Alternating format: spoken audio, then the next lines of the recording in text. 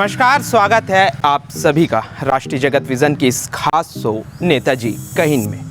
नेताजी कहिन की टीम आज पहुंच चुकी है भाजपा के एक ऐसे कद्दावर नेता के घर जिनकी आवाज़ सुन न केवल विपक्ष बल्कि कई बार पक्ष भी थर्राने लगता है। चलिए बिना किसी देरी के चलते हैं बंगले के अंदर और आपको मिलाते हैं भाजपा के उस कद्दावर नेता से।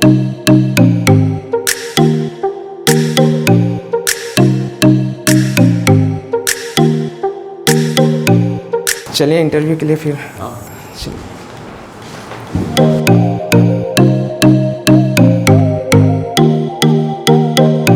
जिस तरीके से अभी CG/MSC घोटाला भी सामने आया है।